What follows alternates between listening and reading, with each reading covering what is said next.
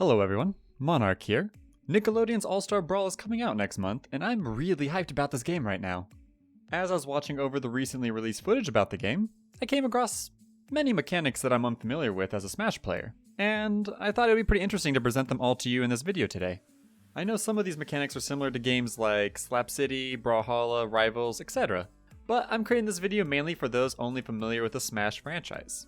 So I will be referring to the moves in Smash terms. If you're interested in more videos like this, hit that like button and subscribe. With that being said, let's get right into the video. The first mechanic we're going to be starting off with is grabbing.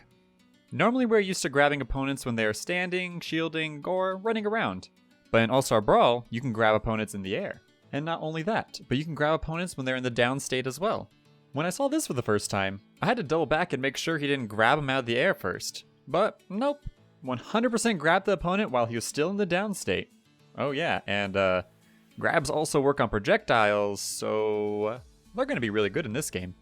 You're even able to jump while grabbing someone, so I wouldn't be surprised if there's some Donkey Kong hoo-ha combos in this game. Also, I asked one of the devs, Thaddeus, a question about grabbing, and it looks like chain grabbing is in the game with no grab immunity.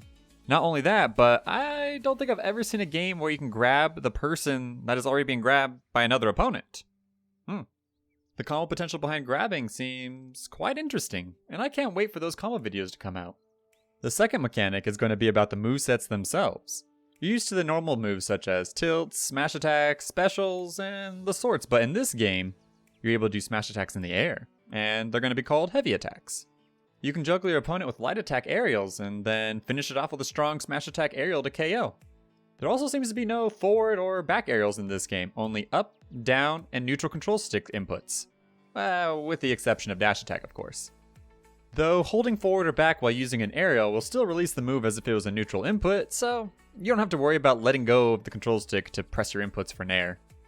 The third mechanic is that all smash attacks have a rock, paper, scissors matchup, and cause different negative attributes to the loser of that interaction. This also applies in the air as well. Up heavy attack beats down heavy attack beats mid, and mid heavy beats up. Winning the interaction with up causes a spin out, winning the interaction with mid causes the opponent to turn around, and down causes a stagger. This does not only apply on the ground, but this also applies to aerial heavy versions as well. So let me paint a few scenarios for you now. The opponent is getting comboed by your up airs, and the opponent wants to counter you using a down strong, and you want to finish your combo with an aerial up strong. If you both hit each other, then because your opponent is using down, and up beats down heavy, you win the situation, and cause a spin out which leads to an even scarier combo than before. Escaping juggling scenarios is going to be tough. Now, I also want to paint another scenario. You just hit the opponent off stage and are attempting to gimp his recovery. So you use a mid strong heavy or a nair strong, and the opponent wants to recover and counter, so they are going to use an up strong.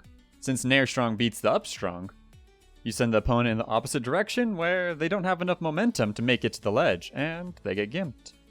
Also on that note, if you choose the Chad option and decide to down air strong spike the opponent, and they did an up air strong, well, you just lost the rock, paper, scissors matchup, and now you're going to be in spin out to your death. This new mechanic is quite interesting, and I can see some sick counter gimps if the recovering opponent can choose the right rock, paper, scissors situation. I can't wait to see this in action. The fourth mechanic is shielding. Shields don't break in this game, but instead push your opponent farther away with distance depending on if you're holding forward or not. The only time you won't be sent back is by perfect shielding. You do so by timing your shield and holding forward at the same time to get no knockback. This will also make your opponent's attacks more negative on block. The main thing I wanted to take from this is just how much stronger it's going to be for ledge pressure. In Smash, one of the safest options to recover from ledge was to get up and shield, as this option had very few punish frames.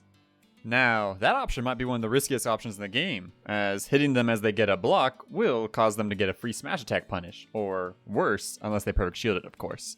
This also applies to platforms as well, so be careful when camping platforms from above. The fifth mechanic that caught my eye was dash attack canceling. After hitting an opponent with a weak or strong dash attack, you can cancel it into anything. Grabs, jumping, smash attacks, or even another dash attack cancel at very low percents. This is very useful because the weak dash attack can combo into kill confirms with certain characters, and that brings a lot of power to the table where everyone basically has a Shoto cancel. The last mechanic I'm going to talk about is projectiles. We all know projectiles and camping is frowned upon in basically every genre, but this game has found a way to counter that defensive option. Hitting a projectile with any heavy attack reflects the projectile back at the opponent. That means every character in this game has multiple reflectors.